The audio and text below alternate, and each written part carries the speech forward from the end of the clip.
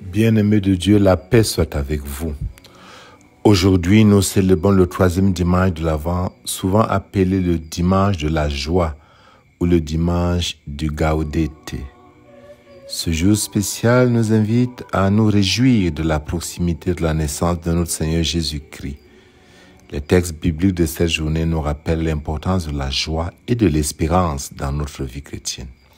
Dans la première lecture, Sophonie nous appelle à la joie avec des paroles pleines d'allégresse. Pousse des cris de joie, fille de Sion.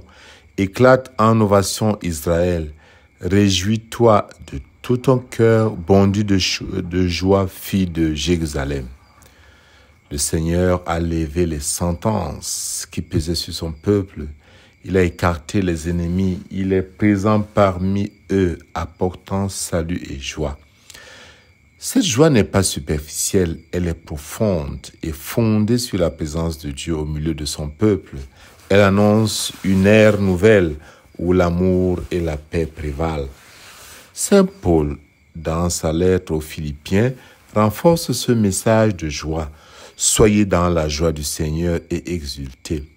Il nous exhorte à ne pas nous inquiéter de rien, mais à prier et à rendre grâce, car la paix de Dieu qui dépasse toute intelligence, gardera nos cœurs et nos pensées en Christ Jésus.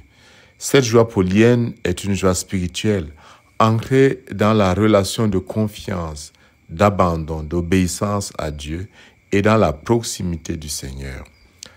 Dans l'évangile de Luc, nous avons de nouveau la grande figure de Jean le Baptiste qui crie « Préparez le chemin du Seigneur, rendez droit ses sentiers ». Il répond aux questions du peuple sur la manière de préparer la venue du Christ, le Messie. Jean-Baptiste enseigne que la préparation consiste à agir avec justice et charité, à partager ce que l'on a et à vivre avec intégrité.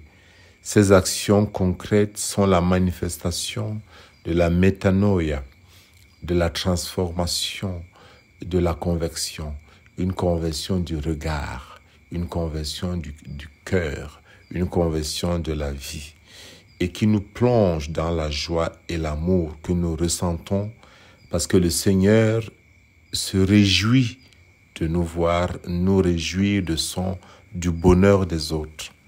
Oui, parce que la conversion de Jean-Baptiste ne peut pas être juste une amélioration de la vie courante, de la vie présente. Il faut un retournement complet. Les yeux fixés sur le Christ, mais relevant le prochain.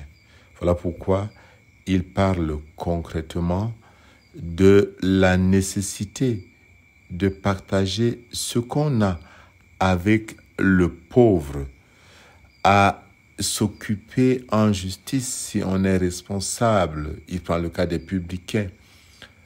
N'est-ce pas? Il leur dit, n'exigez rien de plus que ce qui vous est fixé. Aux soldats, il dit, ne faites violence à personne, n'accusez personne à tort et contentez-vous de votre solde. Je crois que le message de Jean-Baptiste retentirait encore aujourd'hui avec une grande force. Dans notre cœur, Dieu veut susciter la joie. Une joie qui n'est pas une joie superficielle. Parce que dans notre cœur, il y a des joies et des inquiétudes de surface, des malaises et des bonheurs passagers. Plus profond, il y a une détresse existentielle, parce que la vie, c'est fragile, mais aussi une joie existentielle, parce que la vie, c'est beau, c'est miracle. La vie, c'est comme la beauté, ça pourrait ne pas être, et c'est là.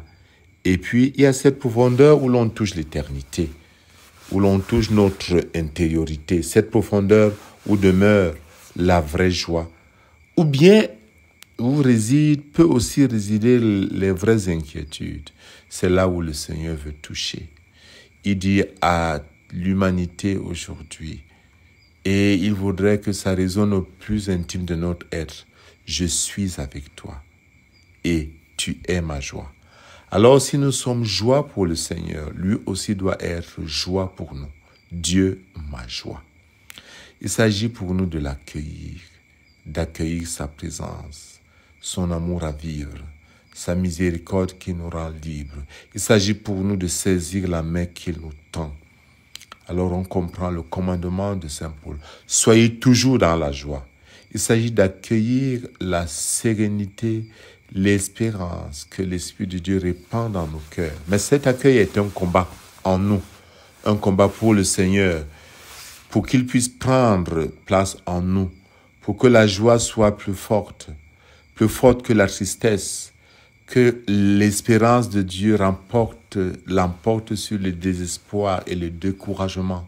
Un combat contre le mal, un combat contre nous-mêmes quelquefois, un combat contre la nuit, un combat contre la mort, un combat pour la louange, un combat pour la patience, un combat pour la créativité, un combat pour la résistance, pour la persévérance, un combat par la transfiguration contre toutes les défigurations qui ne nous permettent plus d'être ce que Dieu veut que nous soyons. Le combat de la tendresse et de la compassion contre tous les mépris et toutes les haines. Le combat de la communion contre les divisions. Frères et sœurs, voici le temps du combat pour l'avant. Mais est-ce que c'est seulement pour l'avant?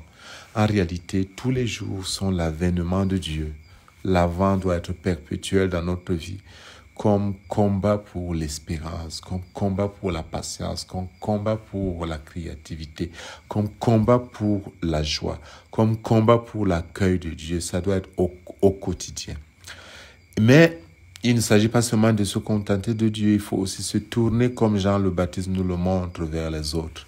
Voilà pourquoi il dit, qui a 2 vêtements qu'il partage avec celui qui n'en a pas.